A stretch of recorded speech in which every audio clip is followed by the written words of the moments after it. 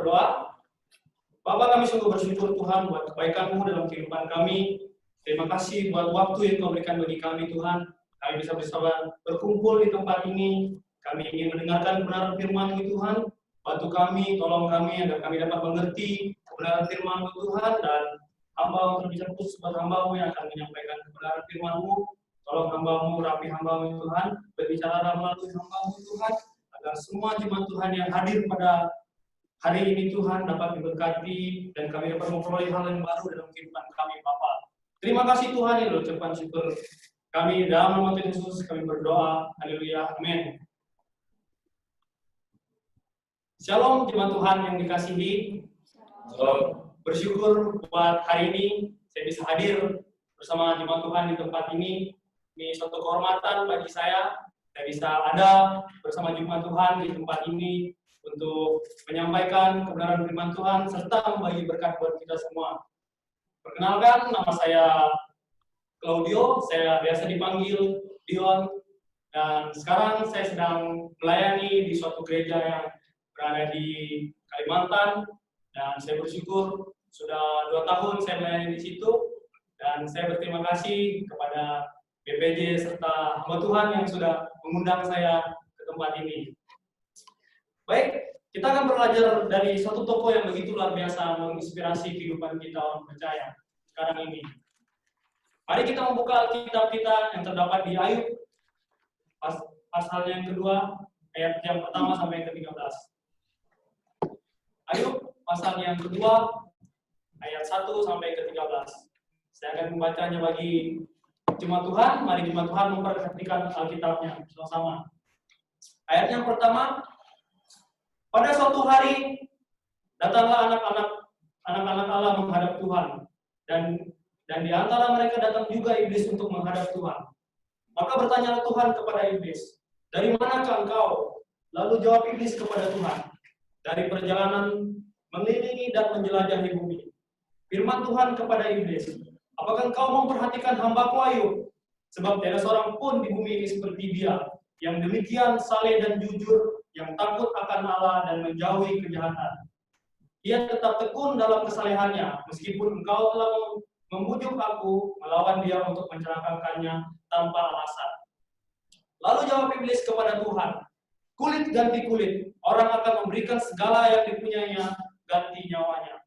Tetapi ulurkanlah tanganmu dan jamalah tulang dan dagingnya, ia pasti mengutuki engkau di hadapanmu." Maka firman Tuhan kepada iblis, "Nah, ia dalam kuasamu, hanya sayangkan nyawanya." Kemudian iblis pergi dari hadapan Tuhan, lalu ditimpanya Ayub dengan bara yang menusuk dari telapak kaki sampai ke batu kepalanya. Lalu Ayub mengambil sekeping beling untuk menggaruk-garuk badannya sambil duduk di tengah-tengah abu. Maka berkatalah istrinya kepada Ayub, "Masih bertekunkah engkau di dalam kesalehanmu? Kutukilah Allahmu dan matilah." Tetapi Ayub menjawab kepadanya, "Engkau berbicara seperti orang perempuan gila. Apakah kita mau menerima yang baik dari Allah, tetapi tidak mau menerima yang buruk?" Dalam kesemuanya itu, Ayub tidak berbuat dosa dengan bibirnya. Ketika sahabat Ayub mendengar kabar tentang segala malapetaka yang menimpa dia, maka datanglah mereka dari tempatnya masing-masing, yakni Elifas orang Teman dan Bildad orang Sua serta Sofar orang Naam. Mereka bersepakat untuk mengucap bela sungkawa kepadanya dan menghibur dia. Ketika mereka memandang dari jauh, mereka tidak mengenalnya lagi, lalu menangis ke mereka dengan suara nyaring. Mereka menggoyahkan jubahnya dan menaburkan debu di kepala terhadap langit. Lalu mereka duduk bersama-sama dengan dia di tanah selama 7 hari 7 malam. Seorang pun tidak mengucap sepatah kata kepadanya, karena mereka melihat bahwa sangat berat penderitaannya. Demikian firman Tuhan yang kita baca pada pagi hari ini. Ini sangat luar biasa dalam kehidupan kita sebagai orang percaya. Kita melihat bahwa apa yang telah terjadi dalam kehidupannya ini suatu yang mungkin kita pikirkan, mampukah kita orang percaya untuk menghadapinya? Kita akan bersama belajar dari satu tema, yaitu tentang tema teladan hidup Ayub. Kita bisa mengenal Ayub adalah seorang yang saleh, Ayub adalah seorang yang benar, Ayub sangat diberkati dengan kekayaan yang limpah. Ayub dikaruniakan anak perempuan serta anak laki-laki di dalam kehidupannya. Tragedinya, saudara-saudaraku, Ayub mengalami suatu hal yang paling tidak pernah dibayangkannya dalam kehidupannya. Ayub kehilangan semuanya. Istrinya pun bahkan menyuruh Ayub untuk mengutuk Tuhannya sendiri. Apakah Ayub marah kepada Tuhan? Apakah Ayub marah kepada Allah? Ini yang menarik, saudara. Firman Tuhan berkata tidak.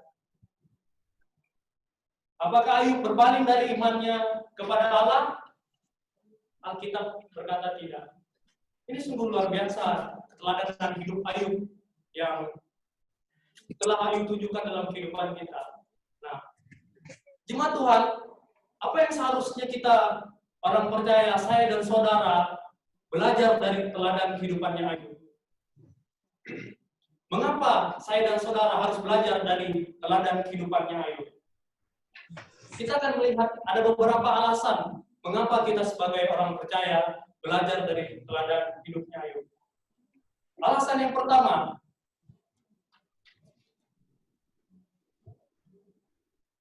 pertama, mengapa saya dan saudara jemaat Tuhan belajar dari teladannya hidup Ayub, yaitu kehidupan Ayub yang sangat luar biasa. Mari kita melihat di ayatnya yang kedua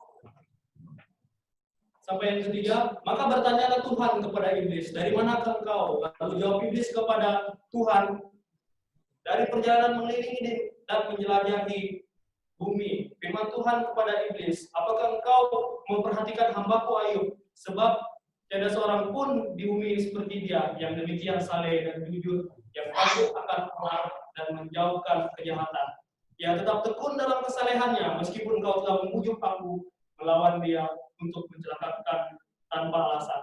Nah, jemaat Tuhan, kita melihat di sini ada percakapan antara iblis dengan Tuhan, di mana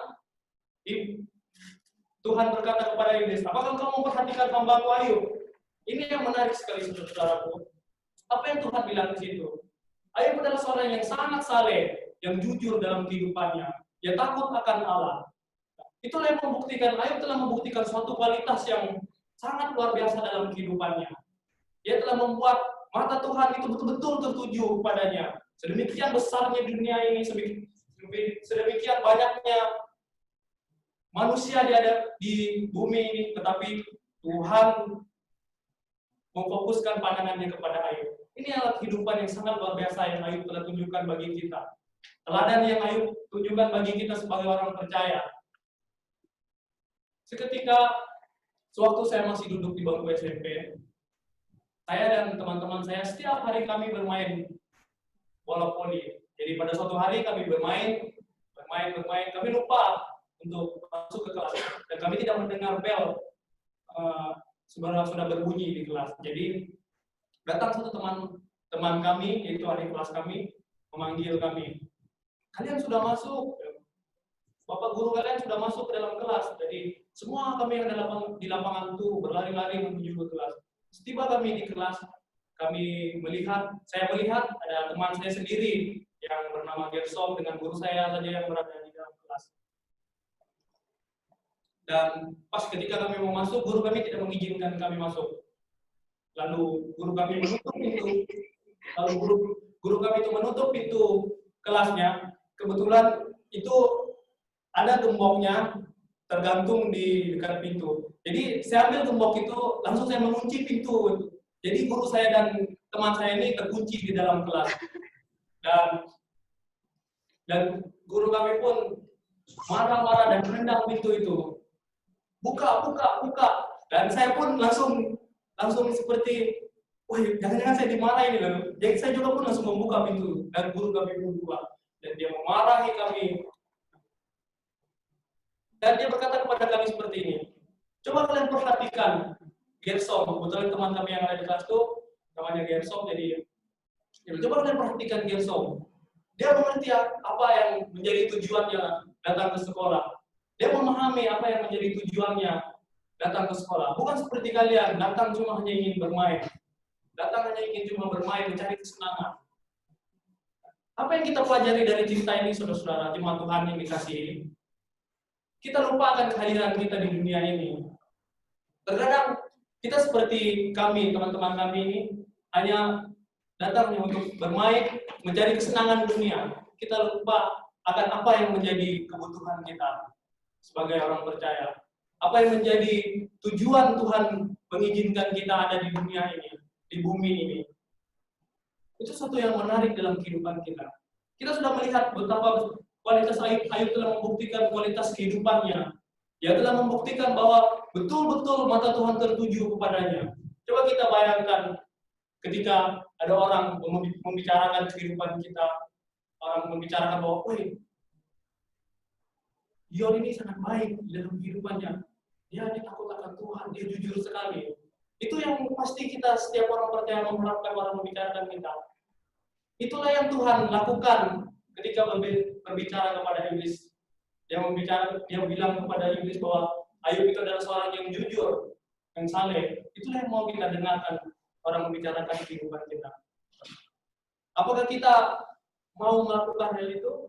Ayub telah membuktikan teladan itu dalam kehidupannya. Ayub telah membuktikan kualitasnya yang sangat-sangat luar biasa bagi kita orang percaya.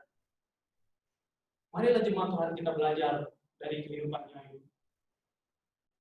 Mari kita membuat mata Tuhan itu hanya tertuju kepada kehidupan kita. Mari kita menggunakan kehidupan kita dengan baik sebagai orang percaya. Itulah alasan yang pertama yang kita lihat dari keteladanan hidup Ayub. Kita akan melihat teladan yang kedua, alasan yang kedua mengapa kita belajar dari teladan kehidupannya Ayub. Alasan yang kedua yaitu fokus yang terarah. Kita bersama-sama melihat ayat yang ke-10, 9 10. Maka berkatalah istri kepadanya, masih bertekunkah engkau di dalam kesalehanmu? Kutuklah Allahmu dan matilah. Tetapi jawab Ayub kepadanya, engkau berbicara seperti perempuan gila. Apakah kita mau menerima yang baik dari Allah, tetapi tidak mau menerima yang buruk? Dalam kesemuanya itu, Ayub tidak berbuat dosa dengan bibirnya. Saudara-saudaraku, menarik sekali apa yang menjadi fokusnya Ayub. Ketika Ayub menghadapi suatu masalah dalam kehidupannya, ketika dia menghadapi suatu pergumulannya, Ayub tetap memandang kepada Tuhan. Ayub tetap melihat kepada Tuhan. Dalam setiap permasalahan yang dihadapi, dia tidak melihat apa yang terjadi dalam kehidupannya, tetapi dia tetap mengarahkan pandangannya kepada Tuhan. Itulah teladan yang Ayub tunjukkan bagi kita sebagai orang percaya. Apakah kita bisa melakukan hal itu sama seperti yang Ayub lakukan? Apakah kita mampu melakukan itu sama yang seperti Ayub lakukan? Yang telah dalam kesulitannya dia tetap memandang kepada Tuhan. Menarik sekali saudara. Ada suatu cerita ketika setiap bulan Ramadan seperti ini, pasti saya dan keluarga saya mengunjungi om saya, dan kebetulan om saya itu juga orang Muslim, jadi setiap bulan Ramadan saya mengunjungi mereka. Dan saya memiliki keponakan, dia berumur sekitar 6 tahun. Jadi setiap saya ke sana, saya melihat dia tuh sering diajak sama teman-temannya pergi ambil ampau lah. Istilahnya ampau itu yang seperti orang bagi-bagi amplop di rumah tuh setiap Ramadan. Jadi dia ikut mereka. Jadi sebelum dia pergi dari rumah, saya panggil dia, sini kau dulu, aku bilang. Kenapa ya? Kalau kau mau dapat ampau banyak, kau lihat mobil dan motor yang kartu itu warna merah. Dia bilang, kenapa emangnya? Itu banyak kasih uang, aku bilang. Saya bilang kepada dia, jadi, oh betul, dia bilang, iya betul. Jadi itu yang tertanam di pikiran bersama dia jalan. Jadi dia pergi itu hanya dia lihat dulu mobil, oh ya merah, langsung dia masuk. Kalau enggak tuh dia nggak masuk, dia di luar aja. Ketika dia sudah selesai dan dia pulang, dia bilang begini sama saya nggak dapat amplop banyak, ampau banyak, sedikit saja ampau ini, kayak punya temanku, banyak sekali ampau yang teman saya dapat. Nggak, coba kau buka dulu isi ampau, untuk berapa semua uang di dalamnya. Enggak, sedikit aja ampau ini. Dia bilang. Jadi pas dia buka-buka uang itu nominal isi uang di dalamnya itu ada 50, 100 ribu. Nah, apa yang menjadi fokus keponakan saya di sini? Dia hanya berfokus kepada jumlah amplop yang dia lihat. Dia tidak berfokus kepada apa yang menjadi isi amplop tersebut. Itulah kehidupan kita sebagai orang percaya. Kita hanya berfokus kepada berkat-berkat yang kita terima dalam kehidupan kita. Tanpa kita melihat berapa sih harga yang Tuhan bayar bagi kehidupan kita. Berapa harga yang Tuhan telah bayar untuk menebus kita. Kita hanya berfokus kepada berkat yang kita terima. Kita lupa akan apa yang menjadi kehidupan kita. Menarik sekali jemaat Tuhan. Ketika kita memfokuskan kepada harta kita, ketika kita memfokuskan kepada harta kita, ingat saudara-saudaraku, ada 3 hal yang bisa memecah belah kehidupan kita, yaitu harta, tahta, wanita. Itulah 3 hal yang bisa menghancurkan kehidupan kita. Ketika kita memfokuskan diri kita kepada hal-hal itu, itulah yang akan menghancurkan kehidupan kita. Itu yang membuat kita jauh dari Tuhan. Tapi apa yang Tuhan mau kita lakukan dalam kehidupan kita?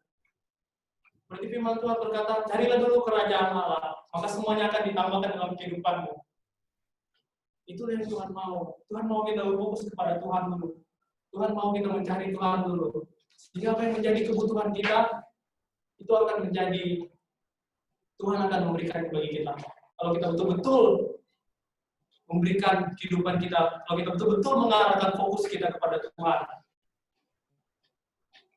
Itulah alasan yang kedua, mengapa kita sebagai orang percaya harus belajar dari keteladanan hidup Ayub. Ayub telah membuktikan itu dalam kehidupan kita, dalam kesulitan yang Ayub hadapi, dalam penderitaan yang Ayub hadapi, Ayub tetap mengarahkan fokusnya kepada Tuhan. Ayub tetap menunjukkan bahwa dia tetap taat kepada Tuhan. Kita akan melihat alasan yang ketiga mengapa kita sebagai orang percaya, saya dan saudara harus belajar dari keteladanan hidup Ayub, yaitu kesetiaan Ayub teruji. Kita melihat di ayatnya yang ke-7 sampai yang ke-10, kemudian iblis pergi dari hadapan Tuhan, lalu ditimpanya Ayub dengan bara yang busuk dari telapak kaki sampai ke batu kepalanya. Lalu Ayub mengambil sekeping beling untuk menggaruk-garuk badannya dan sambil duduk di tengah-tengah abu, maka bertanyalah istrinya kepadanya, masih bertegunkah engkau dalam kesalehanmu? Kutuklah Allahmu dan matilah. Tetapi Ayub menjawab kepadanya, engkau berbicara seperti perempuan gila. Apakah kita mau menerima yang baik dari Allah, tetapi tidak mau menerima yang buruk? Dalam kesemuanya itu, Ayub tidak berbuat dosa dengan bibirnya. Inilah kalimat yang sangat luar biasa. Dalam kesemuanya itu, Ayub tidak berbuat dosa dengan bibirnya. Saudara-saudara, di dalam penderitaan yang Ayub hadapi, pergumulan yang Ayub hadapi, apakah Ayub marah kepada Tuhan? Dalam kerugian yang sangat besar, Ayub dikenal sebagai orang yang kaya, yang memiliki harta berlimpah, memiliki anak perempuan yang boleh dibilang cantik, gagah-gagah, tetapi semuanya lenyap dengan sekejap saja. Apakah Ayub marah kepada Tuhan? Ini yang menarik, saudara-saudara. Ayub tidak berbuat dosa sedikit pun dengan bibir. Dia tidak pernah berkata, Tuhan, mengapa kau izinkan yang terjadi dalam kehidupan saya? Mengapa saya harus mengalami semua itu? Tuhan, itulah yang Ayub buktikan dalam kehidupan. Dia tetap setia kepada Tuhan. Meskipun dia mengalami suatu masalah yang begitu luar biasa. Mungkin kita sebagai orang percaya, saya mungkin kalau merasakan hal itu, mungkin saya tidak bisa seperti Ayub yang begitu sabar dan setianya mengikut Tuhan. Meskipun Tuhan mengizinkan itu terjadi dalam kehidupannya. Coba kita bayangkan saja, ketika kita memiliki bos atau boleh dibilang suatu teman lah, yang begitu setia kita dengan dia, kita mengikuti dia, kita setia melayani dia, tapi dia mengizinkan orang menyakiti kita. Bagaimana hati kita? Pasti hati kita itu sangat marah. Mungkin kita berpikir, oh tunggu kau, saya akan membalas dendam. Awas kau lagi. Apakah kita masih mau melayani dia? Pasti tentu tidak, teman-teman. Itulah kita sebagai orang percaya lakukan. Ada 2 orang anak muda di kampung saya. Mereka hobi sekali berburu. Jadi pada suatu hari mereka pergi berburu dan mereka masuk hutan. Hutan ini boleh dikatakan baru bagi mereka. Tapi temannya ini satunya ini dia sudah pernah masuk ke hutan itu dan dia bertanya, "Sudah pernah aku masuk hutan ini?" Saya sudah sekali masuk hutan ini. Jadi mereka masuk, di tengah-tengah perjalanan mereka ketemu dengan seekor kancil. Dan mereka pun mengejar kancil itu dan menembak kancil itu dan akhirnya dapat. Setelah mereka mengambil kancil itu, temannya berkata, "Dari mana jalan kita 2 tadi?" Lalu temannya, "Enggak, aku tahu sudah, dari mana?" Sudah. Mereka berpikir, pasti kita 2 tersesat sudah nih. Dan temannya pun mulai marah-marah kepada temannya. "Itulah saya bilang tadi, kau bilang tahu masuk hutan nih." "Nah ya tahu bro." Tapi temannya dengan sabar temannya menjawab dia, "Nah, kau ikut aja aku nanti aku bawa kita keluar dari hutan." Karena temannya ini setia juga dengan dia, jadi dia tetap mengikuti sampai mereka keluar dari hutan. Nah, jemaat Tuhan, apa yang kita pelajari dari cerita ini? Itulah respon kita sebagai orang percaya, sebagai orang Kristen. Ketika kita menghadapi masalah, apa yang respon kita pertama? Pasti kita marah. Kita mengeluarkan amarah kita kepada orang yang mungkin menyakiti hati kita. Apakah Ayub seperti itu dalam kehidupannya? Kalau kita lihat betapa besar sekali kerugian yang Ayub hadapi. Dia mengalami kerugian dalam kehidupannya. Dia ditimpa satu penyakit yang sangat luar biasa. Bahkan menggaruk badannya dia menggunakan beling. Betapa mengerikan sekali penyakit yang Ayub hadapi. Tetapi apa yang Ayub tunjukkan? Di dalam kesemuanya itu, Ayub tidak berbuat dosa dengan bibirnya, saudara-saudara. Itu yang sangat luar biasa. Itulah keteladanan Ayub yang sangat luar biasa yang Ayub tunjukkan dalam kehidupan. Itulah yang seharusnya kita sebagai orang percaya ikuti. Yang harus kita lakukan sebagai orang percaya. Meskipun itu berat dalam kehidupan kita, tetapi kalau kita betul-betul mengikuti hal itu, maka Tuhan akan memberkati kehidupan kita. Di balik semua itu, Ayub tetap menikmati apa yang Tuhan izinkan terjadi dalam kehidupan. Ayub tidak pernah mengomel kepada Tuhan. Ayub tidak pernah memarahi Tuhan. Tapi Ayub sabar. Ayub tetap tekun kepada Tuhan. Itulah yang seharusnya kita sebagai orang percaya lakukan dalam kehidupan ini. Marilah kita belajar dari keteladanan hidup Ayub. Sebagai orang percaya, kita sebagai umat-umat Tuhan, itulah yang seharusnya kita lakukan sebagai orang percaya dan sebagai umat Tuhan. Mari kita bersama-sama berdoa. Kita berdoa. Bapa, kami sungguh bersyukur Tuhan buat kebaikan-Mu dalam kehidupan kami. Terima kasih buat satu tokoh yang sangat luar biasa yang telah menginspirasi kehidupan kami Tuhan. Kami dapat belajar banyak dari kehidupan Ayub yang begitu luar biasa, yang telah membuktikan kualitas hidupnya bagi kami Bapa. Keteladanan hidupnya bagi kami Tuhan. Di tengah-tengah permasalahan yang dihadapi Tuhan, dia tetap memfokuskan dirinya kepada-Mu Tuhan. Di tengah pergumulan yang dihadapi, dia tetap setia mengikuti Engkau ya Bapa. Ajarlah kami Tuhan, tolong kami, bantu kami, agar kami dapat melakukan hal itu dalam kehidupan kami Tuhan. Berkati setiap kehidupan kami Tuhan, dimanapun kami berada, agar kami dapat mengerti apa yang harus kami lakukan sebagai umat-Mu ya Tuhan, sebagai murid-Mu ya Bapa. Kami menyerahkan kehidupan kami ke dalam tangan-Mu, tolong kami, bantu kami Tuhan, untuk kami terus mengarahkan kehidupan kami hanya kepada-Mu saja ya Bapa. Terima kasih Tuhan, terima kasih ya Bapa. Ini adalah ucapan syukur kami, di dalam nama Tuhan Yesus kami berdoa. Haleluya.